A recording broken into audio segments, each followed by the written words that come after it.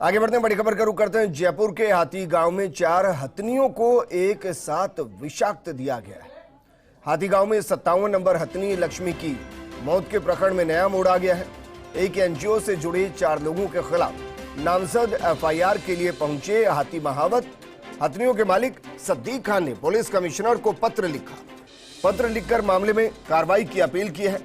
कल हाथी गांव में हुई थी 57 नंबर हथनी लक्ष्मी की मौत। 63 नंबर जयंती, 39 नंबर हथनी मोहिनी और 87 नंबर हथनी फूलकली को भी जहर दिया गया। इन तीनों हथनियों की भी हालत बताई जा रही गंभीर।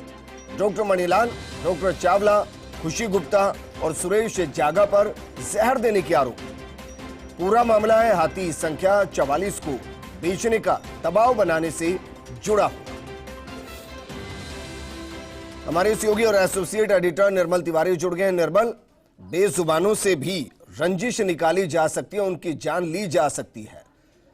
इन जिन 4 पर आरोप है, इनकी तरफ से कुछ बताया गया कि ऐसा क्यों किया गया? देखिए, जिस तरह से अभी एफआईआर कराने हैं, जो सदीक खान जो इन हथनियों के जो मालिक हैं, जो महावत हैं, वो खुद अभी आमेर थाने पहुंचे हुए हैं। उनके जो वकील हैं असलम खान, उनकी मोहम्मद असलम, उनकी तरफ से भी लगातार पुलिस कमिश्नर को एक लेटर लिखा गया। लेकिन देखिए, बड़ी विडंबना देखिए, फर्स्ट इंडिया न्यूज लगातार इस बात को हाथी गांव को लेकर के बार बार इस बात को उठाता रहा कि वहाँ सब कुछ ठीक नहीं चल रहा है, प्रशासन को देखने की जरूरत है, खासकर वन विभाग को। लेकिन ऐसा नहीं हुआ। कल भी जब हथनी जो 57 नंबर हथनी है लक्ष्मी, उसकी जब मौत हुई, तब भी इस बात को उठाया गया था हमारे द्वारा कि वहाँ सब कुछ ठीक है, जांच करने की जरूरत है। लेकिन आज जो स्थिति सामने आई है अभी उसमें, और हम जो दृश्य जो तस्वीरें दिखा रहे हैं उसमें आप देख सकते हैं विजेंद्र कि किस तरह से आटे के गोले में जहर को मिला करके इनको दिया गया। इसमें एक सुरेश जागा करके स्थानीय जो निवासी, उसका नाम आ रहा है कि वो रात को पहुंचा और वो हथनी को 44 नंबर हाथी जो जिसको हथनी को खरीदने की बात चल रही थी, जिसके द्वारा खुशी गुप्ता के द्वारा बार बार जो दबाव बनाने की बात थी, उसमें डॉक्टर मणिलाल, डॉक्टर चावला का भी नाम सामने आ रहा है। ये लोग लगातार दबाव बना रहे थे कि 44 नंबर हाथी उसको बेच दिया जाए। नहीं बेचा तो उसकी परिणति ये हुई कि सुरेश जागा कल रात को वहां पहुंचे। जैसा कि बताया मोहम्मद असलम, जो उनके वकील है, वो विधि सलाहकार बता रहे हैं कि रात को ये पहुंचे और उन्होंने उस गफलत में कि 44 नंबर वो समझ में नहीं आया कि कौन सी हथनी है, और उन्होंने वहां जो 4 हथनी थी उनको वो जहर मिला आटा दे दिया, जिसमें 63 नंबर की जयंती, 39 नंबर की मोहनी, 87 नंबर की फूलकली और 57 नंबर लक्ष्मी थी। तो लक्ष्मी की तो कल मौत हो गई और ये तीनों अभी जिंदगी और मौत के बीच जूझ रही हैं।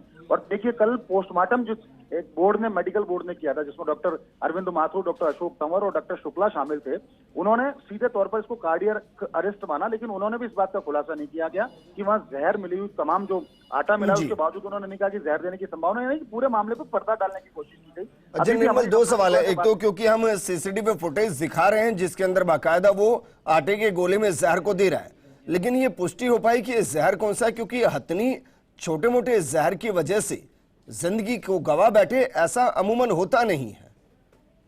देखिए विजेंद्र, अभी जिस तरह की बात हुई उसमें यही है कि इसके सैंपल्स भेजे गए और चूंकि अब तो तमाम पुलिस में मामला पहुंच गया और तमाम उसको रिकवर कर लिया गया। जिस तरह से जो आटे के गोलों में जहर बनाया था, तो उसमें जहर कौन सा है तो देखना होगा। लेकिन अभी डॉक्टर शुक्ला से भी बात हुई हमारी, जो वन विभाग की तरफ से वहां पर पोस्टेड, उन्होंने कहा कि तीनों की हालत गंभीर है, लेकिन तीनों के साथ उनको लाइफ को हार्म होने की स्थिति नहीं है, यानी वो बच जाएंगी। लेकिन बड़ी बात देखिए कि लगातार वहां पर इस तरह की हुई, उसके बाद पर्दा क्यों डाल रहा है वन प्रशासन कि उनको जहर दिया गया? पोस्टमार्टम रिपोर्ट के बाद भी नहीं बताया गया। और अभी जब पूछा तो उन्होंने कहा कि हमने IVRI में भेज दिए हैं सैंपल, वहां से जब आएंगे रिपोर्ट उसके बाद ही बता पाएंगे किस तरह से मौत हुई। लेकिन अब चूंकि तमाम चीजें रिकवर हो गई हैं, वो आटे के गोले रिकवर हो गए हैं, वो सीसीटीवी फुटेज रिकवर हो गए हैं, वो ऑडियो है जिसके अंदर बात की जा रही है डॉक्टर मणिलाल से, जिस तरह की बात कराई गई, जिस तरह से खुशी गुप्ता की बात कराई गई, वो तमाम ऑडियो भी, उसमें तमाम बातों में साफ स्पष्ट हो रहा है विजेंद्र कि इन बेजुबानों के साथ एक दुश्मनी इसलिए निकाली गई कि 44 नंबर हाथी को उसको नहीं बेचा गया और उसकी कीमत ये हुई कि लक्ष्मी की मौत हो गई और 3 हथनी इस समय जिंदगी और मौत के बीच झूल रही हैं। यानी कहीं ना कहीं वन विभाग की तरफ से नेग्लिजेंसी है। और जैसा हम लगातार पहले भी कहते हैं कि वन विभाग को वहां पर स्थिति दुरुस्त करने की जरूरत है। वहां हाथी कितना सुरक्षित। अच्छा, एक और सवाल आपसे, जिसकी हथनी की मौत हो गई है उसका परिवार की रोजी रोटी थी, वो कंपनसेशन के लिए कुछ व्यवस्थाएं होती हैं?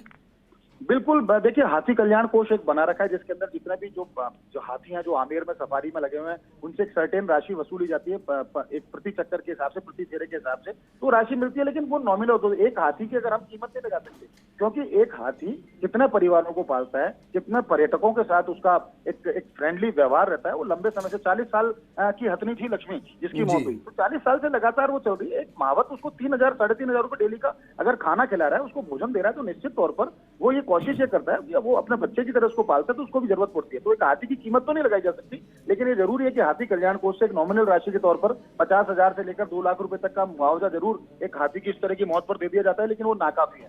बड़ी बात यह है विजेंद्र, अभी भी हम भी इस बात की कोशिश करेंगे और वन विभाग को भी इस बात के लिए हम कह रहे हैं जी। कि वो निश्चित तौर पर पूरे मामले की जांच कराए, पुलिस भी पूरे मामले की जांच कराए, आरोपियों को सजा भी मिले, लेकिन फिर भी हाथी गांव के अंदर व्यवस्था दुरुस्त करने की जरूरत है। वहां सब कुछ ठीक नहीं चल रहा है। निर्मल, शुक्रिया तमाम जानकारी हमारे साथ साझा करने के लिए।